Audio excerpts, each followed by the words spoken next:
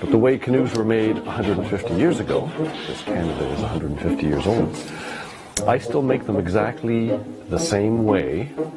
I've been doing this job, I think it's 23 years now. No, it's 24. I used to install computer systems at horse race tracks, and it turns out I was not very good at that.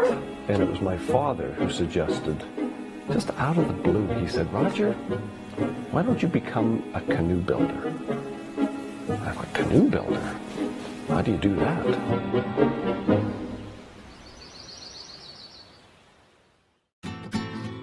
When the white man settled North America and they saw the native Indians had something that looked like this, they probably said, that's the best kind of way of getting around, how to explore this country. To get their Canadian passport, they have to first make a wooden canoe, because that truly is being a Canadian. You need what's called a mold, something around which the canoe is made. And you start off with raw lumber. This would be an example of the lumber. A piece about this size. It's fairly small. This particular piece is not that good because of this. There's a knot, and there's another one right there. That's no good. And from that, I cut up all these little tiny pieces. They have a tiny little bead on the top and a tiny little cove on the bottom, and they can be glued together, but at different angles.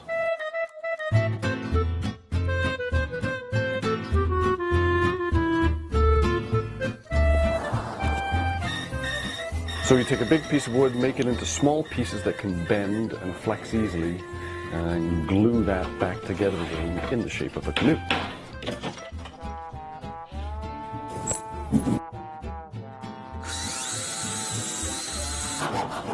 You see it there. That's the fiberglass that's going to go on the canoe. But it will be invisible.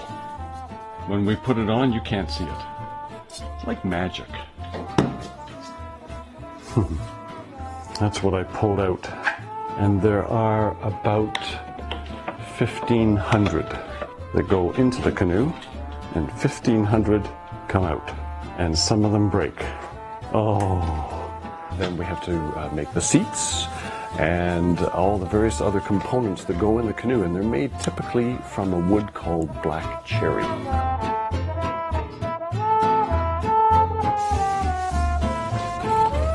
So the lumber that we have here left is going to finish that canoe. And so these are my Viking ships going out to conquer the world. One of the reasons I like building canoes and working on them is the shape. So they're nice curves, nothing straight in a canoe. I tell my wife, well, she'd probably kill me if she heard me say this, but one of the reasons I married her is because she's quite curvy. And,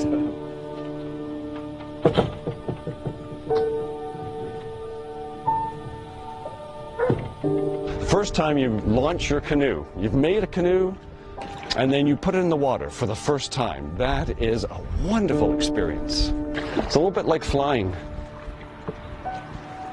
Canoes have evolved quite a bit over the years, from birch bark and maybe a dugout canoe. Later on they were made out of more modern materials, fiberglass and Kevlar and aluminum. But a nice wooden canoe is a dream to paddle, just like I'm doing right now. It's the way Canada was really opened up.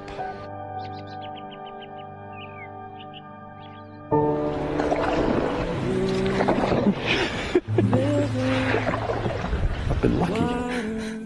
I'm still here, I'm still doing it, and probably still will for another 20 years. Just to hear the swish of the paddle.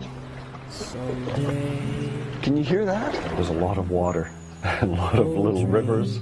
They all need to be explored. And it's a wonderful feeling to just paddle down a small river in a canoe that you've made with a paddle that you've carved yourself. It's wonderful.